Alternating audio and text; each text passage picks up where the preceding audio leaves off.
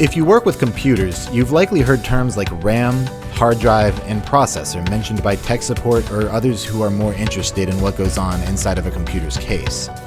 If you've always wondered what the various components of your computer are for, but have never really had the time to look into it, then this video is just for you. While each one of these components is complex enough to spend a lifetime learning about, I'm going to give a very broad and general overview. A typical desktop computer comes down to these 7 essential parts: case, power supply, motherboard, CPU, RAM, hard drive, and graphics cards. These are the fundamental parts of any desktop computer. It may seem daunting at first, so let's separate these into 2 categories: simple ones and the more complex ones. For starters, let's look at the case. The case is nothing more than a big hunk of plastic that houses everything else. Some of them have more or less physical space, some of them have different parts where you can put screws in or this or that, but at the end of the day, all the case really does is provide a nice enclosed system for everything else. Next up, we have the power supply. This part of your computer, almost always located on the bottom, is the part that plugs into the wall and provides all of the other parts with the electricity needed to do their thing. You can think of it as an extremely advanced AC adapter. The last of the simple parts to mention is the motherboard. The motherboard is a wide and flat circuit board that all of the other components plug into. It's the part that lets all of these components send electrical currents composing data between each other. While not particularly expensive, the motherboard is arguably the most important component because without it, you'd have nowhere to put anything else. So that's it for the simple components. Now let's move on to the more complex parts, the ones that deal with data. The 4 main components to keep in mind here are CPU, RAM, hard drive, and graphics card. Now first things first, I'm going to establish some terminology. Keep in mind that CPU is also known as the Central Processing Unit, or processor. These terms all refer to the same thing. They are completely interchangeable. RAM stands for Random Access Memory and is often referred to as just memory. A hard drive is often referred to as a disk drive or storage. And a graphics card is also known as a GPU or graphics processing unit. For this explanation, I'll be using the terms CPU, RAM, hard drive, and graphics card. So let's start with the CPU.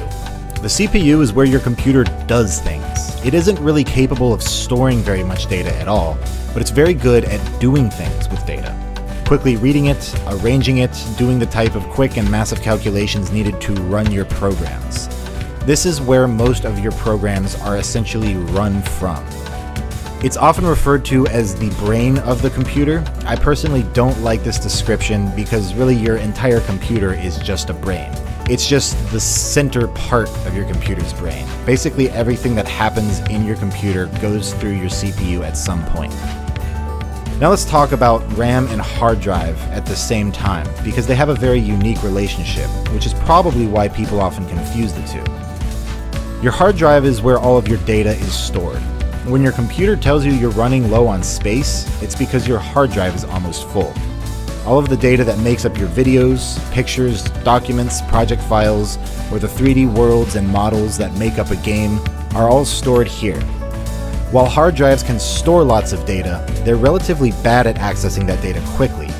Everything is accessed through a tiny little wire here, and because most hard drives are made up of spinning disks, your hard drive isn't going to be able to constantly give your CPU the information it needs to run certain programs. That's where RAM comes in. RAM is another form of storage. It stores the exact same kind of data as your hard drive, but RAM sacrifices storage space for nearly instant accessibility. Unlike your hard drive, which sends all of its data through a tiny little thin wire, your RAM is arranged in these long, thin sticks that insert into your motherboard. Think about a storage unit. If you have a massive warehouse with only a thin doorway, it's going to be difficult to get in, find what you need, and get out if it's kind of spread all over the place. You'll have to go through a tiny door. But if you have a long, wide storage shed that's got a big, massive garage composing an entire side of it, you won't be able to store as much, but things are significantly easier to get to. Typically, if your computer has 1,000 gigabytes of storage space in your hard drive, it's likely got about 16 gigabytes worth of RAM. Here's where you put the stuff you own but you aren't currently using, and this smaller one is where you put the stuff that you are using and need to be able to get in and out of quickly. When you run a program or a project file, your CPU identifies what parts of data are needed for that program to run. It pulls them from your hard drive, and then it stores them in your RAM sticks for quick accessibility. This is why when you start a new level of a game, for instance, it has to load. Anytime you see loading, it's loading the data that composes that level from your bulky hard drive into your RAM. From a user's perspective, just follow this rule of thumb. RAM allows you to run intensive programs, while disk space allows you to have more of these programs installed. It also allows you to have more of the data they're referencing, whether it be pictures, videos, or mods. And finally, we get to the graphics card. With all of the calculations going on in your computer to turn a bunch of numbers that basically come down to ones and zeros into a constantly updated three-dimensional world, the final and most important and arguably most difficult step is to display that on your monitor. It's possible for your motherboard to do this alone, but it's not going to look good, and it's certainly not going to be able to do much. Your graphics card is essentially an entire computer in and of itself, dedicated to the sole task of figuring out what pixels need to light up on your screen, in what color, and at what time. If you were playing a game that had a very busy and high texture world with lots of models and different angles and colors, your CPU is the thing that creates that world. It knows where the stuff is, and it does so with data that's been stored in your RAM, which was loaded out of your hard drive, but it's your graphics card that figures out what it's supposed to look like based on where you're standing in the world. Without getting too off topic here, if you're somebody who likes math, I highly recommend you look up fast inverse square root, which is directly related to how three-dimensional worlds calculate perspectives.